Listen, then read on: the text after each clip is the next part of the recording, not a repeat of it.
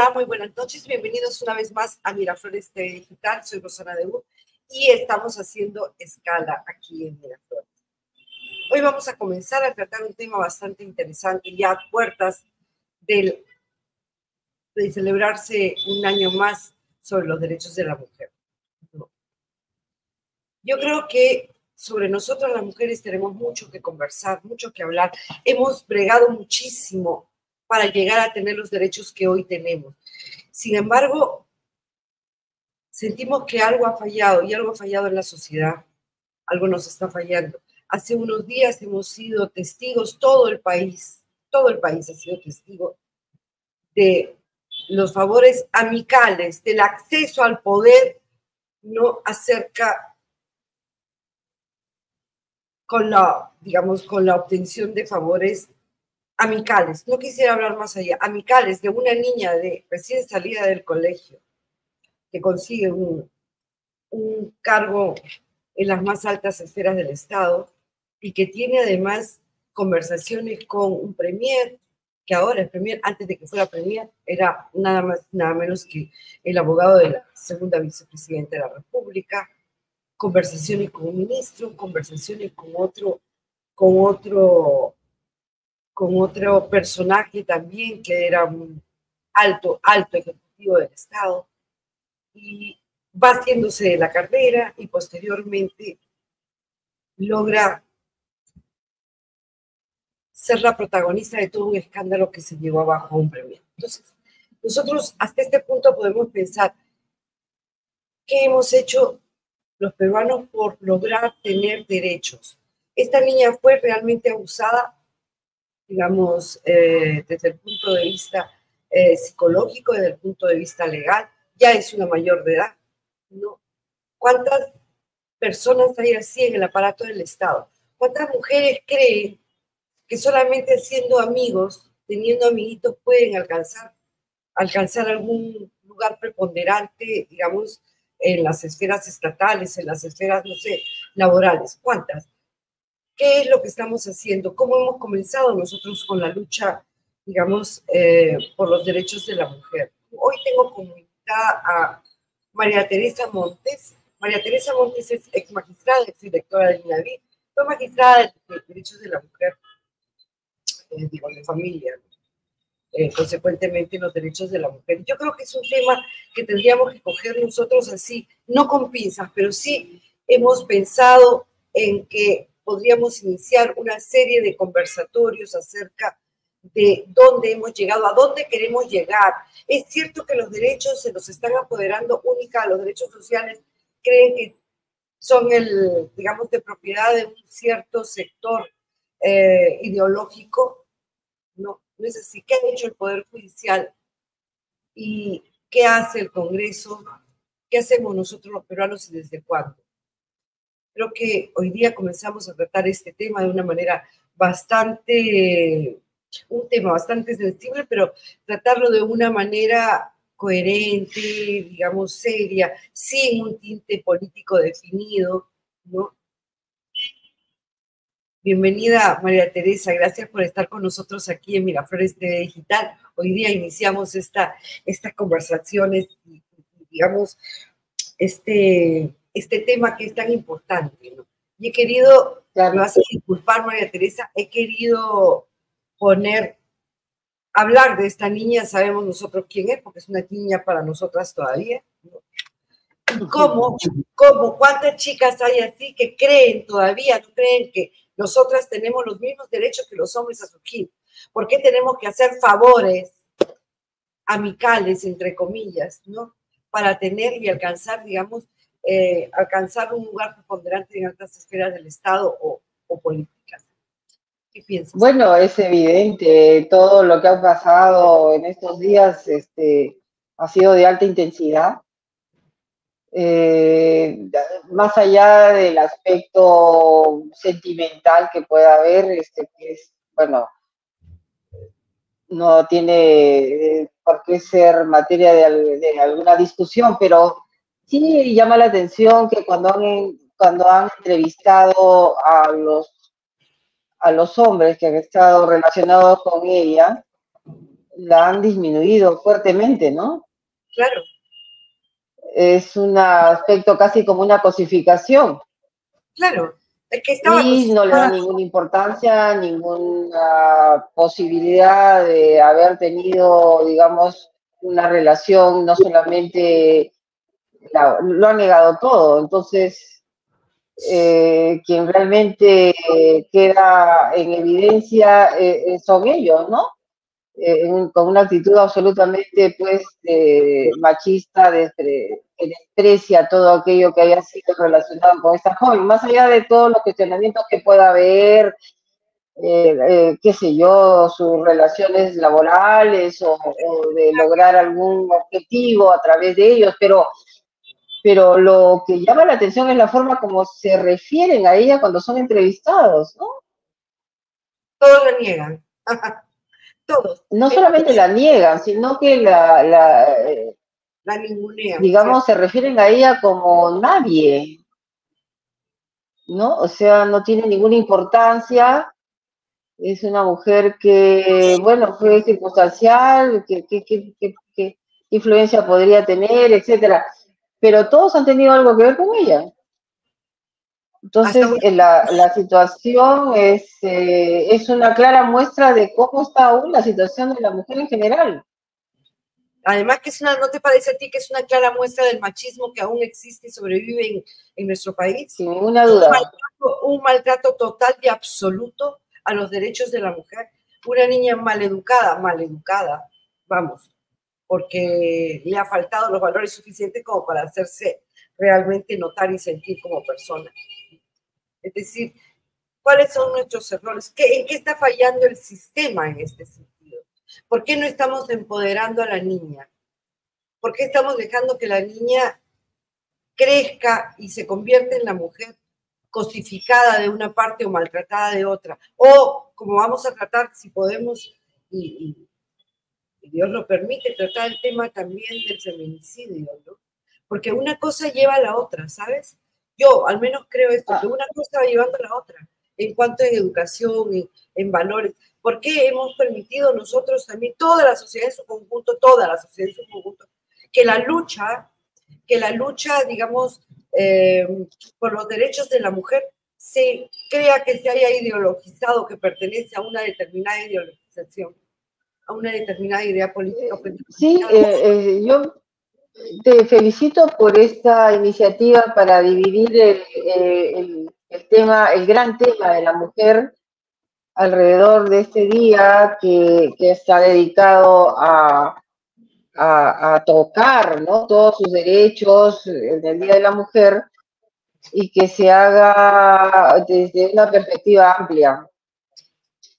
Yo creo que sería muy interesante partir todo de este tema desde sus inicios, ¿no? Cómo nos trataban estamos en el bicentenario, Así es.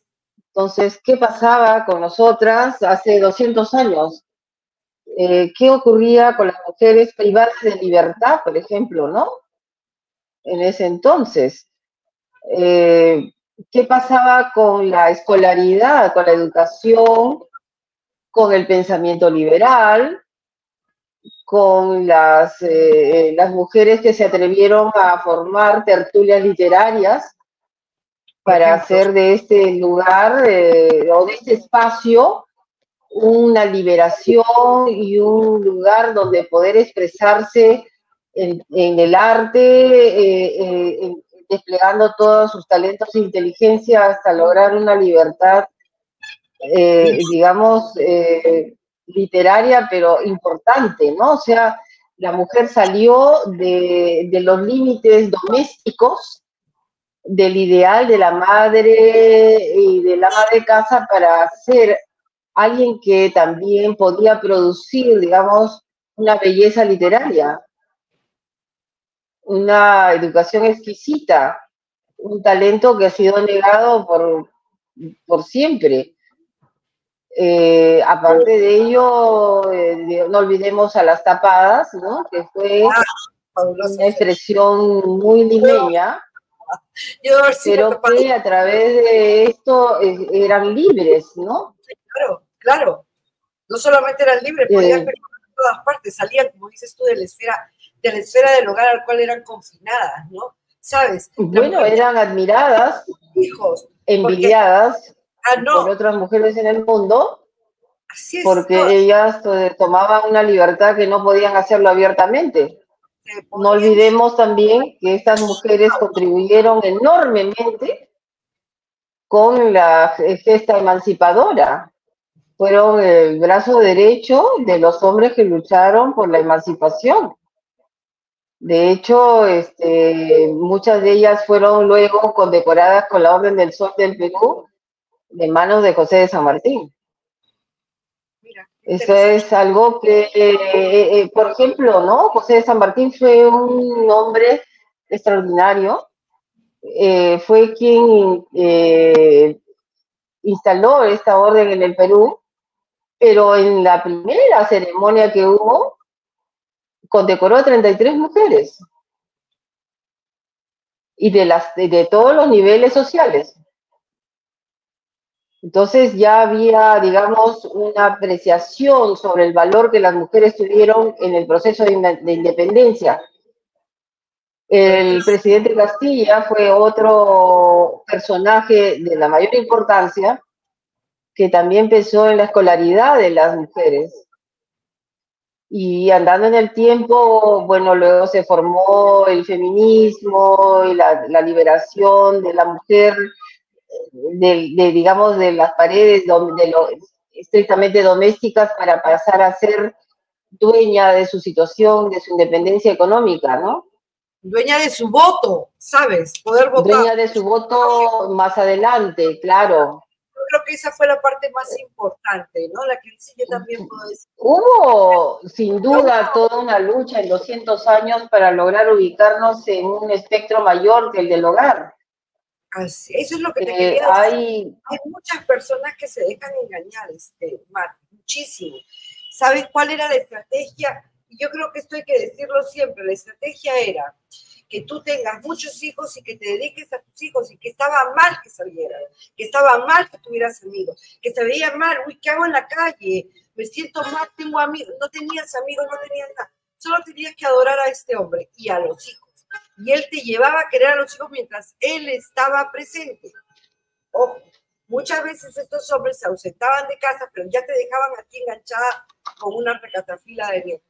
Posterior de hijos y posteriormente con una recatafila de nietos. Y siempre nos han cosificado de esa manera. La mujercita era para ir a hacer mercado con el hombre, mirar lo que compraba y pagaba él. Ojo, así ella trabajase. Bueno, te quiero comentar que en el siglo pasado, a mediados de los años 60, con la invención de la pastilla anticonceptiva, por ejemplo, empezó la verdadera liberación de la mujer, ¿no?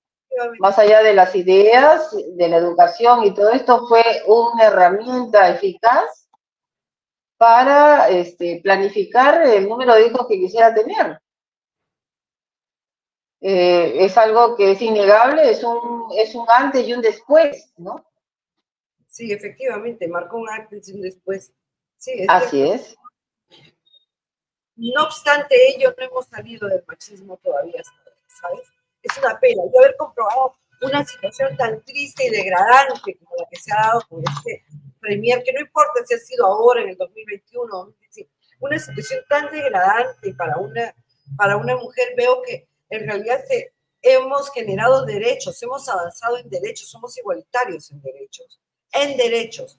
Pero ¿qué nos está faltando? Nos está faltando cultura, una cultura realmente educadora y una cultura igualitaria.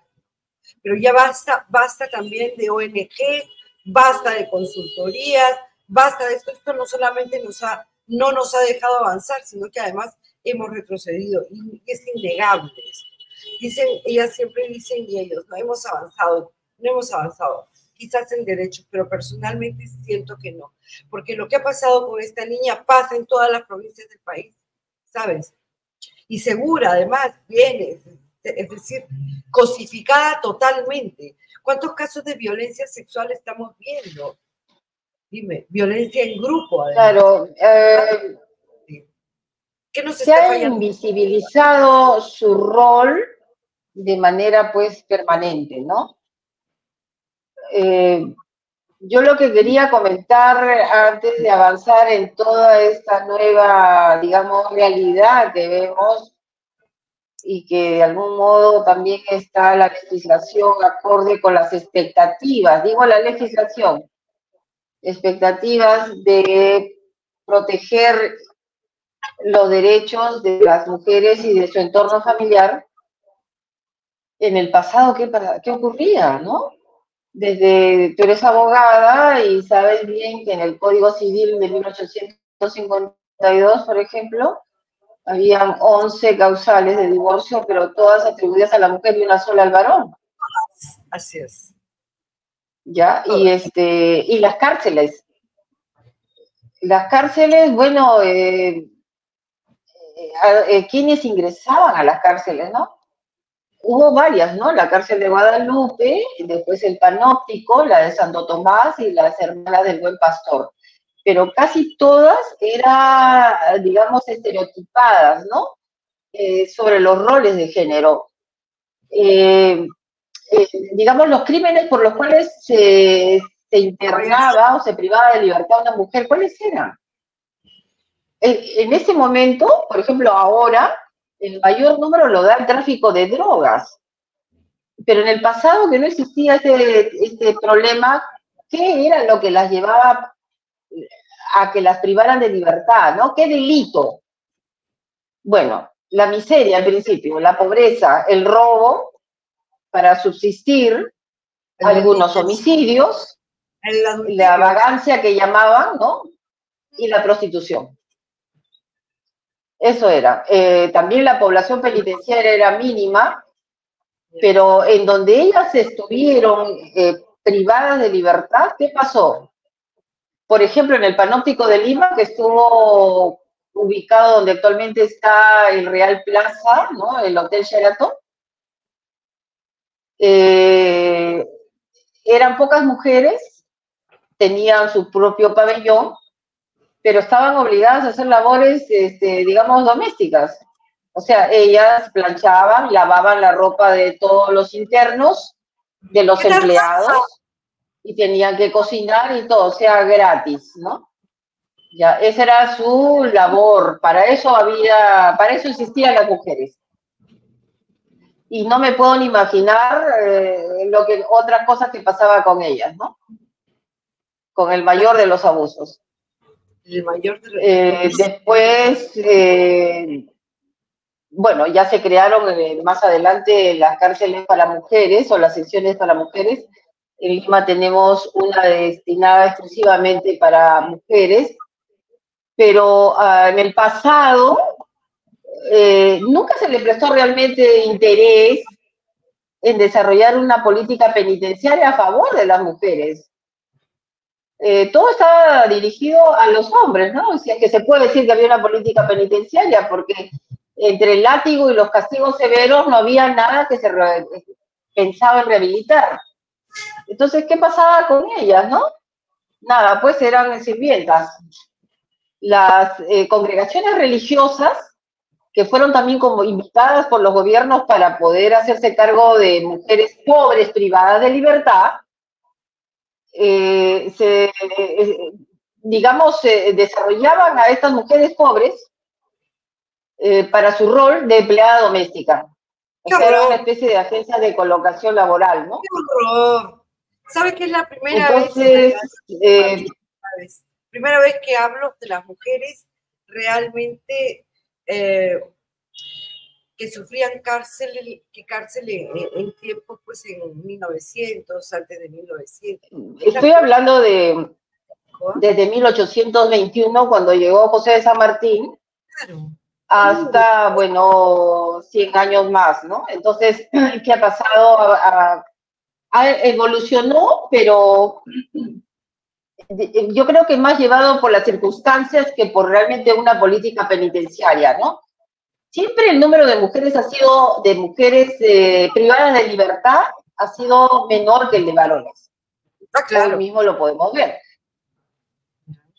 Sin embargo, estos estereotipos basados en criterios de género fueron influidos críticamente por consideraciones de clase. O sea, los retratos de las limeñas de clase media y alta jamás los ibas a ver ahí, ¿no?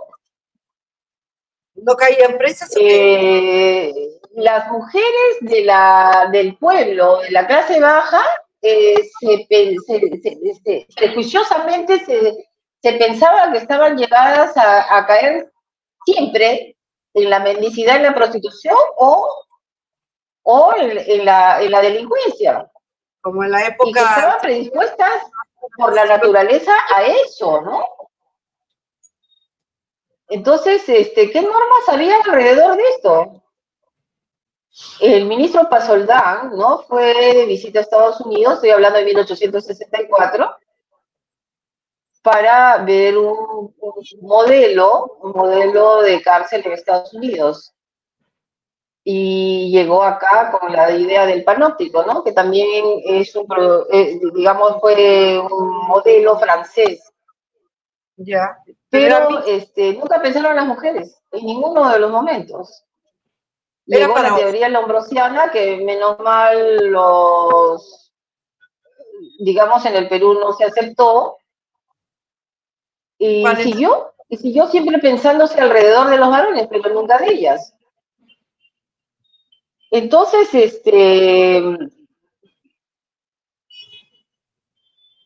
bueno, fueron el blanco de siempre de los intentos de control para lograr que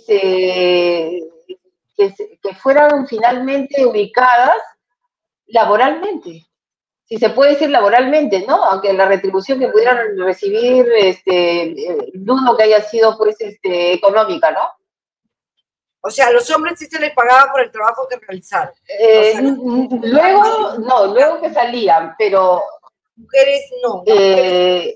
Hubo un intento ya por ocupar mano presidiaria para la explotación del guano de las islas, cuando había pues este boom, ¿no? de este recurso natural.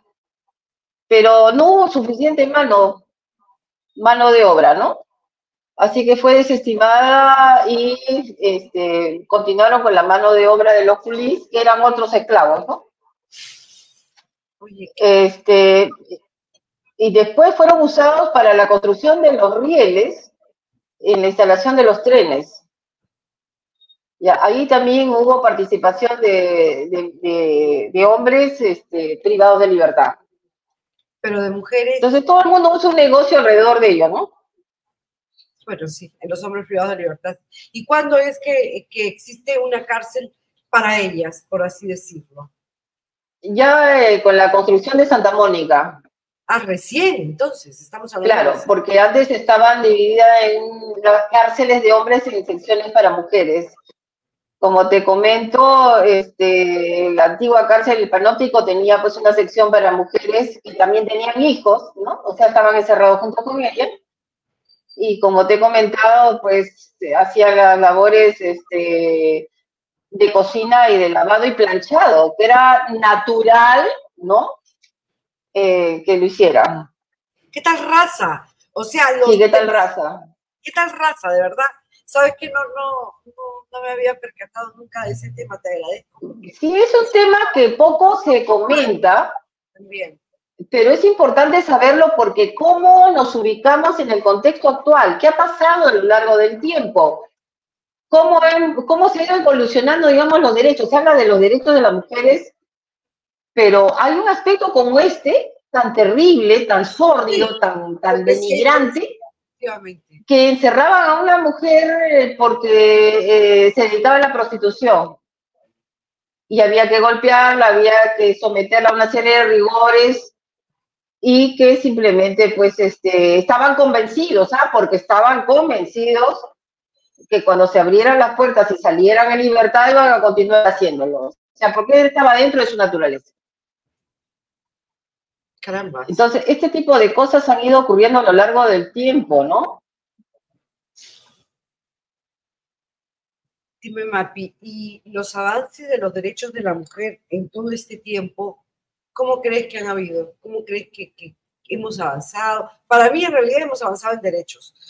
Bueno, en realidad hay que agradecerle mucho al feminismo, pero ¿no? no hemos avanzado. Visto lo visto, no hemos avanzado. Mucho que se diga en cuestiones pragmáticas, ¿no? No es real. La niña sigue siendo abusada, la mujer Bueno. sigue buscando, digamos, el apoyo, estar a la sombra de un hombre, sea que además es mayor de edad para meterse en altas esferas. Es decir, continuamos por donde vemos, continuamos estas cosas. No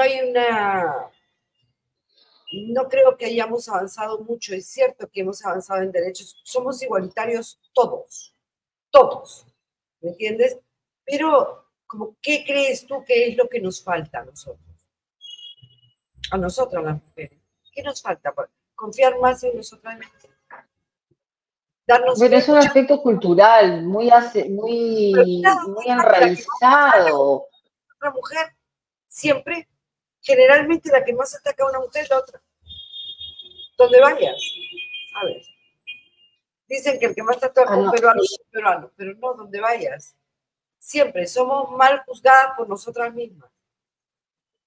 Entonces, como tú dices, es un aspecto cultural. Pero ¿cómo se llega al cambio o a la transmisión intergeneracional de los aspectos culturales fuertes que vienen siendo heredados y transmitidos de generación en generación? Con políticas de Estado. ¿Y qué políticas de Estado hemos tenido? Unas políticas de Estado que nos hablaban de la igualdad de género, una ideología de género. Pero ¿dónde están las políticas de Estado que nos hablaban de la igualdad de derechos con los hombres? ¿Ah? ¿Dónde está la protección de los derechos de la niña? Hemos protegido los derechos de la mujer todos los días. Me acuerdo que había una chica que era modelo, salía en televisión, no me acuerdo, Lady se llamaba, creo que era su nombre, hace años de esto mismo. Entonces su pareja le sacó el ancho, el recontra ancho, la dejó morada, golpeada por todas partes y fue un símbolo. Fue un símbolo. ¿Te acuerdas de ese caso? Salía en la televisión. No recuerdo, pero me imagino, pues, Pero esos casos se han venido repitiendo y repitiendo y repitiendo. No hemos avanzado mucho. ¿Por qué? Porque creo que no hemos protegido a la mujer, a la niña. Nos hemos dedicado a la mujer, realmente. Tenemos una plataforma normativa muy amplia. Sí.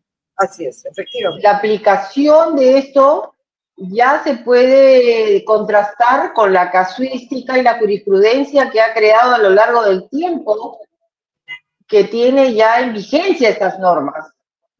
Yo creo que tus próximas invitadas son unas jueces muy destacadas en familia.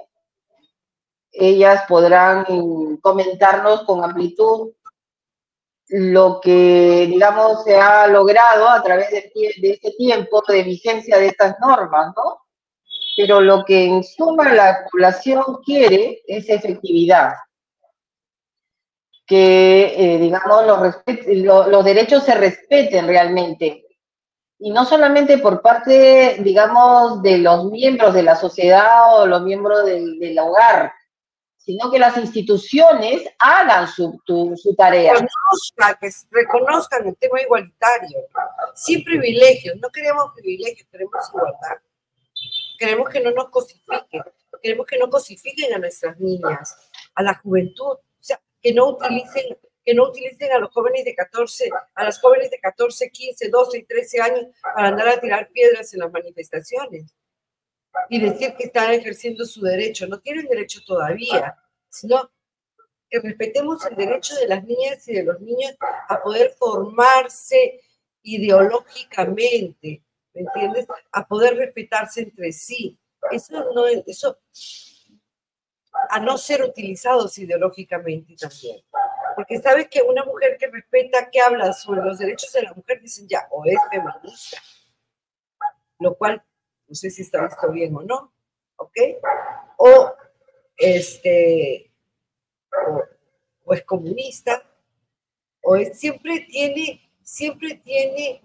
un adjetivo, ¿no? Un adjetivo que la califica de una manera determinada. No, somos mujeres, simplemente. Mujeres que hemos bregado para conseguir lo que otros hombres lo hacen fácilmente, probablemente.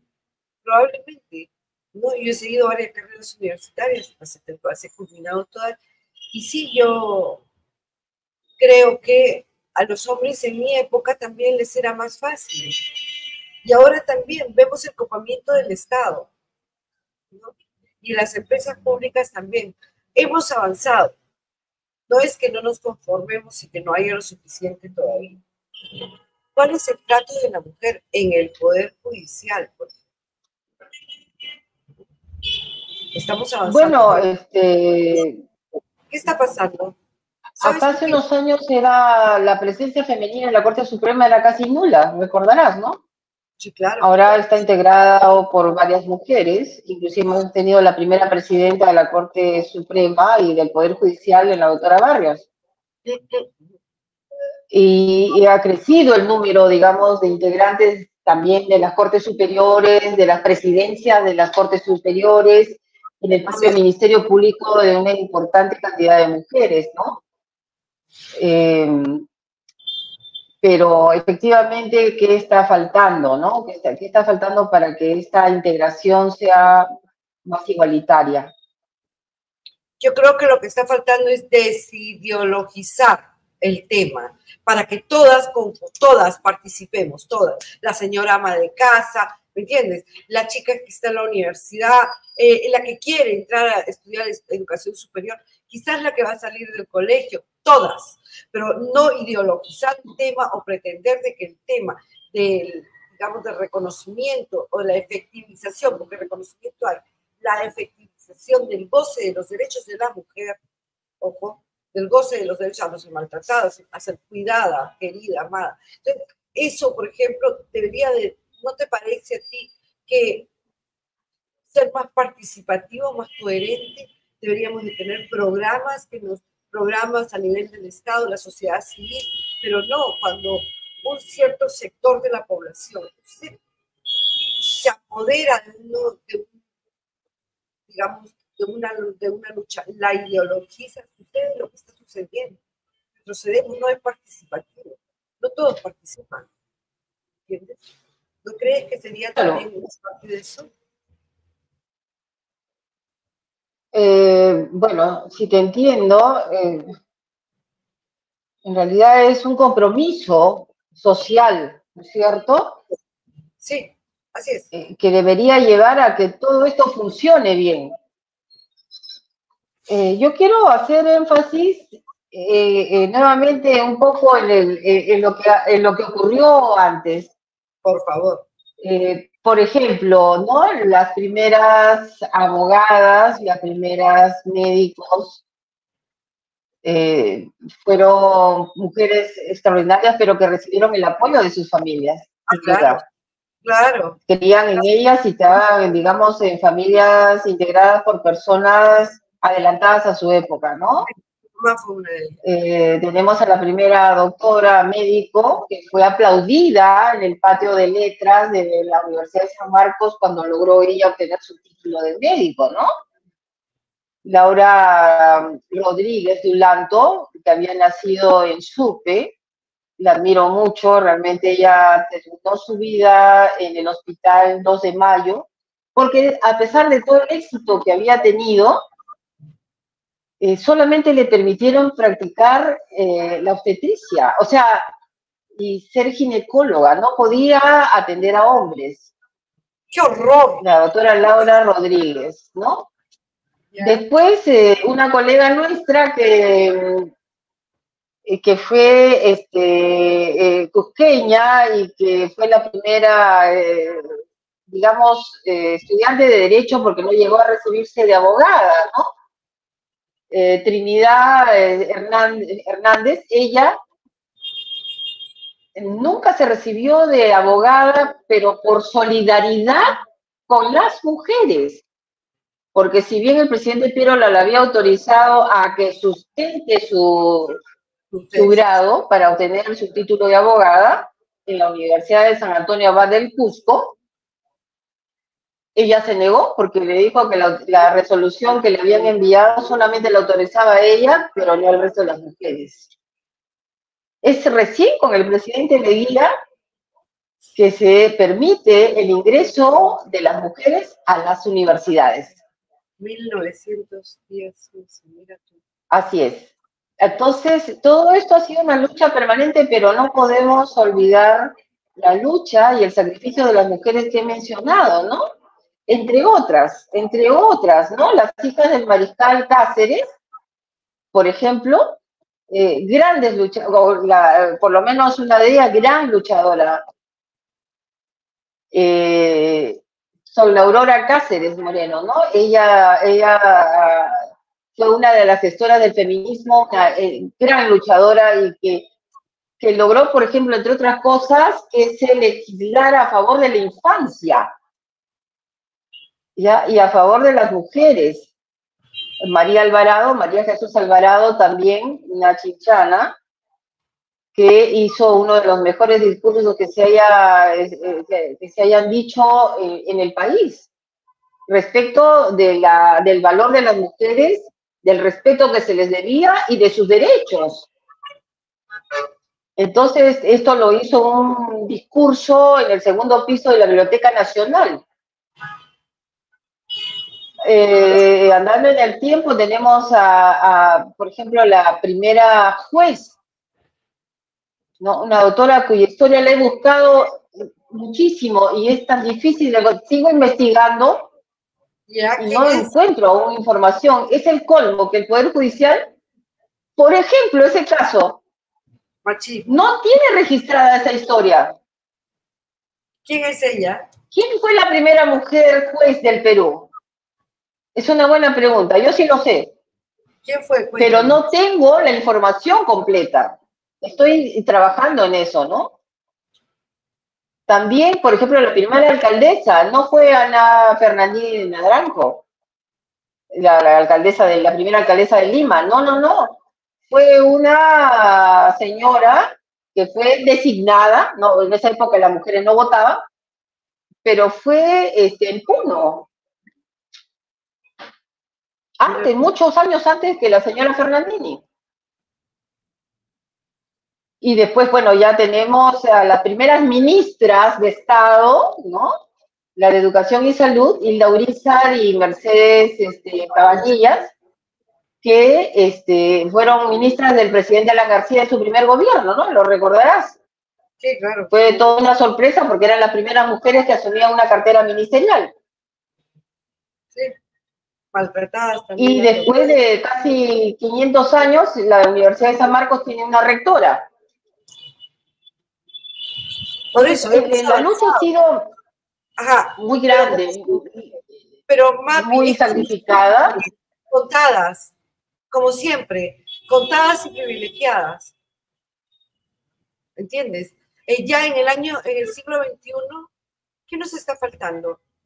Yo creo, sinceramente, ¿cómo se diría? Desideologización de la lucha de los derechos, sea de las mujeres y sea de las niñas, para que sea más participativo.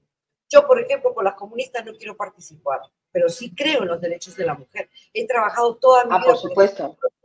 Toda mi vida. Llevo más de 40 años trabajando por los derechos de los niños, el derecho a tener familia. Yo quiero comentar una anécdota.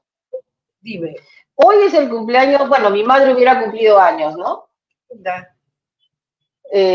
Pero ella era una gran, no sé si definirla como feminista, pero crecí en un ambiente en el que no había diferencia entre los derechos, se refiere entre hombres y mujeres, sean mis hermanos y nosotras, ¿no?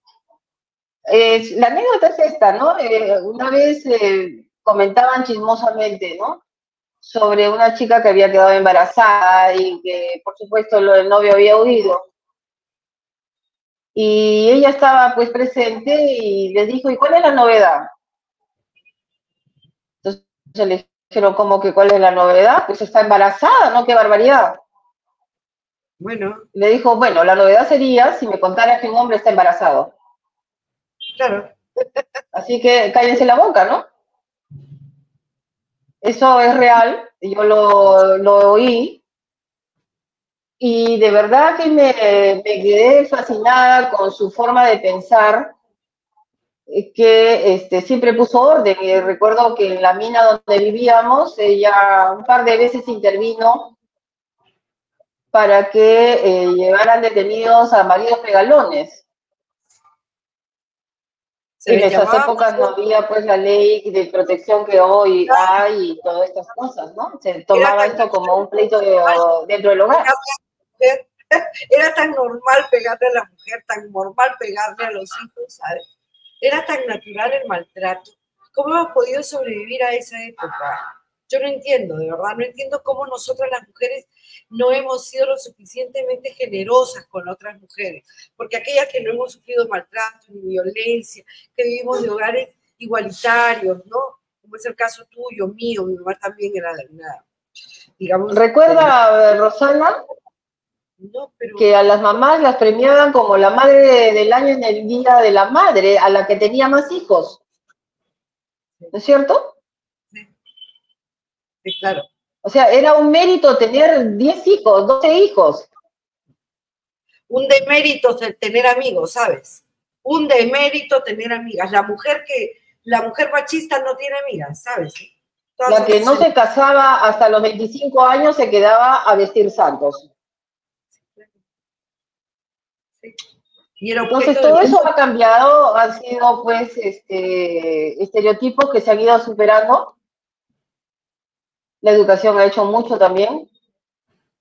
La globalización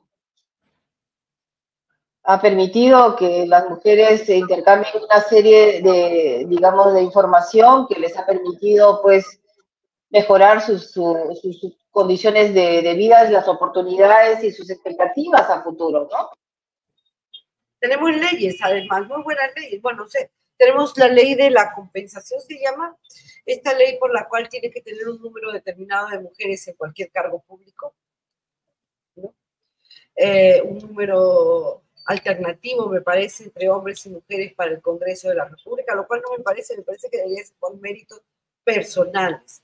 Pero todavía estamos considerando que los méritos personales de las mujeres no alcanzan a los méritos personales de los hombres, cuando es al revés, completamente al revés. Ya tú ves cómo se distraen estos famosos, ¿no? En cambio, nosotras somos más directas, más consecuentes, más permanentes en lo que buscamos y en lo que queremos. Yo creo que, y esto, insisto, lo voy a conversar seguramente con las magistradas. Si no tengo oportunidad de estar yo en el programa, te invito a que vengas con ellas. Ya, pero insisto en que ¿qué nos está faltando? Nos está faltando más solidaridad entre nosotras, ¿no? Solidaridad entre nosotras, quitar la idea que la lucha y la defensa por los derechos de los más vulnerables, y además que no somos vulnerables, pero bueno, considera los derechos de los más vulnerables no tiene que ser ideologizado, no pertenece a un sector político definido. Yo creo que todos debemos de participar, todos debemos de tocar, de saber, de escuchar, de ver si en alguna casa estás maltratando a tu niña, le estás mandando a que te sirva al padre, al hermano, al tío y al sujeto. No ser indiferentes. Ajá. Oye, no, ¿qué te pasa? Por ahí le está diciendo, llévale a tu papá, hijita. Bueno, el papá pasa, pues igual que la mamá ya. Pero sírvele a tu hermano, cocínale a tu hermano, plánchale a tu hermano. ¿Sí o no? Lo estamos viendo claro. Permanentemente. Es no parte de la crianza, ¿no? Pero ya, pues, tenemos que quitar esa parte de la crianza. Porque al momento en que así como nosotros pensamos que estamos para servirles, llega el momento en que pensamos que somos menos en realidad cuando estamos buscando, digamos, el acceso laboral y el acceso profesional, ¿no? Y el ascenso profesional. Nosotros nos sentimos que somos menos. Y no debe Yo quiero mencionar algo más respecto al rol de las mujeres, el rol anónimo y que ha sido, pues, de algún modo ignorado, sin embargo, tan vital para la propia vida. ¿Cuál es este? Las parteras. Esto vamos a hacer, las parteras. un programa. Yo creo que te parece si la próxima semana hablamos sobre las parteras. Única y Cuando yo estuve en un programa de Naciones Unidas para la instalación de unos servicios en Andahuaylas, en la zona de Apurímac, me sorprendió mucho, con mucho agrado, por cierto, encontrar un programa que desarrollaba el Ministerio de Salud con respecto a las parteras rurales. Qué interesante. O sea, es cierto. ¿Qué posibilidad tiene una mujer que vive a tanta distancia del pueblo más cercano, de la posta más cercana, de poder llegar a dar a luz? Toda esa experiencia, ese conocimiento ancestral de la mujer experta en ayudar a otra a dar a luz, ha sido positivamente rescatado por el Ministerio de Salud. Hace tiempo, ¿ah? Y también tengo que decir que mi propia abuela, la madre de mi mamá, era una gran partera. ¿Era partera? Anda. Claro. Partera. Entonces, ¿y qué médico había en medio de la nada? Entonces las mujeres han sido siempre un vínculo y un puente a la vida. Más allá de gestar, han ayudado a nacer a miles de niños. Entonces hay que estar muy atentas, digamos, a otra labor y otra importancia del rol de la mujer en lo que es el desarrollo de un país. Continúan habiendo parteras en el campo, que continúa habiendo ese tipo de trabajos. Son Las cosas no aseguran nada, ¿no? Son reconocidas, dice, por el Ministerio de Salud, que en las comunidades campesinas, en las zonas rurales, ¿no? ¿Y qué tipo de reconocimiento les dan?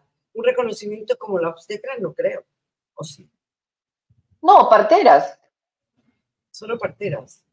Parteras, pues. Oye, tenemos que hacer un Así programa. Es. Eso hay que hacer un programa y efectivamente invitar quizás a alguien del Ministerio de Salud o alguna... Invitar a una partera. Hay que a una identificar partera, el programa, ¿no? De todas maneras, sí. No sé si se llama parteras, no sé. No. Quizás la civilización a veces nos aleja de nuestra realidad también. Pero tengo que encontrar una partera porque realmente es una labor de bien social, es una labor ancestral, como dices tú, y que habría que buscarle también un cierto reconocimiento, ¿no? Es como... por cierto. Es una obstetriz técnica, por así decirlo, ¿no? Claro. Claro, que está facultada, además. Y muy humanas, ¿no? Tremendamente, no dejaban abandonar a la mujer, al niño, las cuidan unos días. Entonces, todo esto, digamos que sigue siendo ignorado, ¿no? Claro, era parte de la realidad que ha vivido mucho de nosotros, pero continúa. Yo creo que muchas cosas de las que hacemos siguen siendo invisibilizadas, como dices, ¿no? Esto, por ejemplo, el trabajo de las parteras. Por ejemplo, esto de que hay algo que nos está faltando en educación de la niña, en darle fuerza y además en el empoderamiento de la niña hacia la persecución de la igualdad de derechos, ¿no? Hacia el no maltrato. ¿Por qué estamos aumentando? ¿Por qué el índice de violencia familiar se está incrementando? ¿Por qué llegamos a más feminicidio? Estamos llamando realmente feminicidio a lo que no es. O sea, esto quizás las jueces nos podrían ayudar en el tema, ¿no? Pero yo te voy a decir que en violencia, yo he defendido casos de violencia y me he tocado con magistradas atroces, que no ayudaban para nada. Yo tenía una magistrada que le decía a mi clienta, ¿no? Usted sabe, señora, que usted sabe, ¿no? Que esta denuncia, su marido se va a quedar sin trabajo. Usted sabe lo que va a pasar, ¿no? Yo le dije, señora, por eso nos matan. Una extorsión, pues. ¿Quién tiene más miedo? Le dije, doctora, más miedo va a tener de venir acá que de ir a ver al marido. Entonces me quedo con el marido, por eso nos matan. O sea, ¿qué mejoramos? ¿Sabes qué creo yo que tenemos que mejorar, Mapi? Yo creo que tendría que mejorar la especialización. La especialización. Los jueces penales no deben ni deberían de estar en violencia intrafamiliar, ¿sabes? La especialización es importantísima. Por ejemplo, aquí, qué lindo que las mujeres ahora, esto es un logro, que las mujeres atiendan a las mujeres en las comisarías, ¿cierto? Claro. Estas son las fotos de violencia, por ejemplo, del Ministerio de la Mujer, que en ese sector parece que está trabajando bien, solo que, bueno, se ve desbordado por la cantidad de sucesos, de hechos y de violencia, de hechos y de casos de violencia contra la mujer y contra, digamos, los miembros del hogar se han incrementado terriblemente, y esto es porque algo está pasando en la sociedad está cada día más violenta, la gente violenta, las necesidades también, digamos, no hay una relación coherente entre el Estado y la sociedad, no la hay. ¿Sabes? Estamos de pleito hace ¿cuántos años? ¿Cuántos años estamos de pleito? Ese pleito se refleja en todos los hogares también. Estamos de pleito, todos nos han polarizado de una manera increíble, increíble, ¿no? Y seguimos polarizados. Tú dices algo que no conviene y te dicen derecha, bruta y achorado, te dice, o de repente por ahí te dicen esta roja. O sea, no hay nada válido, ¿no? Fíjate que yo la vez pasada estuve con una chica, qué vergüenza, que me sentía avergonzada de conocer a una persona así, te digo la verdad, una de estas ONGeras, ¿no? Y siempre te dicen, cuando tú emites opinión respecto a algo, te dicen, hay gente que sin leer, sin saber, sin decir, habla sin saber. Está hablando de la Comisión de la Verdad esta mujer. Una socialista que quería vivir como burguesa. Había ganado un huevo de plata en sus consultorías, probablemente se había comprado súper departamento en Miraflores, estaba vendiendo su casita de Asia, comprándose sus departamentitos en Miraflores o donde sea, para vivir como burguesa, porque tiene que alquilarnos, de que ellos los burgueses de los alquileres. La gente se engaña con esas cosas, se engaña. Y de pronto, porque viven de eso, viven de decirte, estás equivocada. Yo creo que no hay respeto por las ideas del otro. Entonces, esto está haciendo que las mujeres se replieguen, nos repleguemos nosotros y regresemos a nuestros cuarteles, ¿no? Nuestras casas, nuestros hijos, y estemos viendo sin ver. No sé si me explico. Escuchamos sin oír, ¿no? Y no estamos defendiéndonos a nosotras mismas. ¿Por qué? Porque estamos ideologizando un determinado problema en las sociedades, en las casas, donde sea. Tenemos que aprender a tocar puertas, tenemos que decir, oiga, usted este maltrato no puede continuar. Yo creo que algo podemos hacer al respecto en este aniversario más del Día de la Mujer, este 8 de marzo.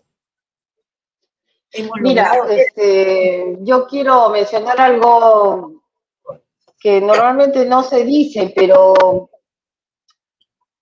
el primer reformador, el primero que nos tomó en cuenta en toda su dimensión y nuestros derechos, fue Cristo. Ah, claro. Recordarás el episodio de cuando protegió a una mujer que la iban a matar a pedradas. Y él, enfrentándose a todos estos hombres enfurecidos con piedras en la mano, que estaban a punto de matarla a golpes, él dijo una cosa pues extraordinaria, ¿no? Que tiene la primera piedra quien esté libre de pecado. O sea, se enfrentó abiertamente, no solamente a estos hombres malvados, ¿no? Sino al prejuicio, a la costumbre de hacer esto. Esto ha ocurrido hace 2000 años. Sí, cierto. Y poco se ha aprendido. Siempre se ha relegado. Siempre se ha relegado a la mujer, siempre. No estoy hablando de una cuestión religiosa, estoy hablando de un hombre tan importante como Cristo, que nos mostró como seres humanos, como que debemos, como poseedoras de derechos. Eso es lo extraordinario de este episodio, ¿no? Se desdibujó a lo largo del tiempo, se generó una serie de interpretaciones, por supuesto, nocivas, se presentó a María Magdalena como una prostituta cuando simplemente fue un apóstol que no se aceptaba dentro del propio grupo de hombres que conformaban los apóstoles de Cristo, ¿no? Entonces ella ha sido deformada a lo largo del tiempo. Otro ejemplo extraordinario fue Juana de Arco, una joven que lideró un ejército y que puso a un rey en el trono y luego fue quemada acusada de brujería porque era mujer. Porque era mujer, porque de otra manera no hubiera sido. Y todas, creo. Mapi, se nos fue el tiempo. María Teresa, muchísimas gracias. Ay, qué pena. Sí, muchísimas gracias por estar con nosotros aquí, conversando y hablando cosas encantada de mujeres y sobre mujeres, que es lo más interesante, ¿no? Yo creo que, y te invito, y sé que vamos a iniciar un rol de conversaciones, un rol de conocimientos, y que toda la gente sepa cuáles son sus derechos, que no tengan miedo de afrontarlos, ¿no? No tengan miedo de acudir a las autoridades pertinentes, pero y además cuando sientan que no son oídas, alcen su voz, porque ellos se avergüenzan cuando uno alza la voz. ¿Me equivoco? No. Por supuesto. Así es. Muchísimas gracias por estar con nosotros. Muchísimas gracias a todos. Gracias a ti y a todos los que se han dado el tiempo de vernos. Un beso para todos. Un beso. Chao.